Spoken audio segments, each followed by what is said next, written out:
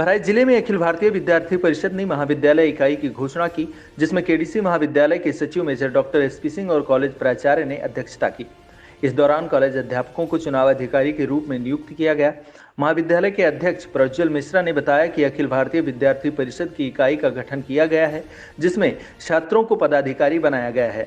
जो छात्र हित में काम करेंगे, उनके नए दायित्व के लिए मेरी तरफ से ढेर सारी शुभकामनाएं।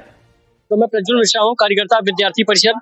आज किसान महाविद्यालय की इकाई घोषणा हुई, जिसमें बहुत सारे कार्यकर्ताओं को दायित्व दिया गया। उसमें हमारी इकाई अध्यक्ष बनी है पूजा गौंड जी, जो कि हमारी छात्रा बहन है।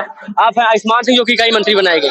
विद्यार्थी परिषद के सैकड़ों कार्यकर्ता आपको शुभकामना देते हैं और महाविद्यालय परिसर में पढ़ने वाले 12,000 छात्र भी आपको शुभकामनाएं देती हैं। मैं भी आपसे आशा करता हूं कि आप महाविद्यालय परिसर का नाम रोशन करेंगे, अपने समाज के लिए काम करेंगे और राष्ट्र हित में एक महत्वपूर्ण भूमिका निभाएंगे और 12,000 छात्रों का नेतृत्व करें, चाहे जिस परिस्थिति में करें। आप करते रहेंगे, करेंगे। वहीं किसान डिग्री कॉलेज के जेबीएल सभागार में कोविड-19 वैज्ञानिक जागरूकता यात्रा का आयोजन किया गया, जिसमें महाविद्यालय के सचिव मेजर डॉक्टर एसपी सिंह ने जागरूकता वाहन को हरी झंडी दिखाकर रवाना किया। कोविड-19 वैज्ञानिक जागरूकता यात्रा के कर्मचारियों ने भी बच्चों को सतर्क रहने के लिए जागरूक किया। वहीं दूसरी तरफ केडीसी महाविद्यालय में 2 विषयों के बढ़ने को लेकर एक गोष्ठी का आयोजन किया गया, जिसकी अध्यक्षता कॉलेज सचिव मेजर डॉक्टर एसपी सिंह ने किया, जिसमें बच्चों से सवाल जवाब भी किया गया और पर्यावरण को लेकर जागरूक भी किया गया। वहीं कॉलेज में 2 विषयों के बढ़ने को लेकर कॉलेज सचिव ने बात की और बच्चों को ज़्यादा से ज़्यादा जुड़ने के लिए जागरूक भी किया। बता दें कि ये दोनों विषय पर्यावरण और भूमंडल से संबंधित हैं, जिसको लेकर कई विद्यार्थियों को सर्टिफिकेट भी वितरित किया गया। जैसा आप जानते हैं, इस समय स्वतंत्रता का अमृत महोत्सव चल रहा है, तो इसमें विविध प्रकार के कार्यक्रमों के माध्यम से लोगों को जागरूक करने का काम और जो स्वतंत्रता मिली है इसको अक्षुण्ण रखने का काम करने के लिए हम सब तरह तरह के आयोजन कर रहे हैं, जिसमें रंगोली, पोस्टर, तमाम सारी चीज़ें की गई बच्चों को जागरूक करने के लिए। और आज का जो कार्यक्रम यहाँ चल रहा था, इसमें 3 कार्यक्रम सम्मिलित थे। एक तो जो ये नया वेरिएंट आया हुआ है माइक्रॉन, जो दक्षिण अफ्रीका से, कि वास्तव में इसका नाम जो वैज्ञानिक नाम था वो माइक्रॉन नहीं था, इसका नाम उभर करके आया था XI। लेकिन WHO जो वर्ल्ड हेल्थ ऑर्गेनाइजेशन है, उसने बेईमानी पूर्वक तरीके से इसका नाम जी से बदल दिया, क्योंकि जी चीन के राष्ट्रपति का नाम है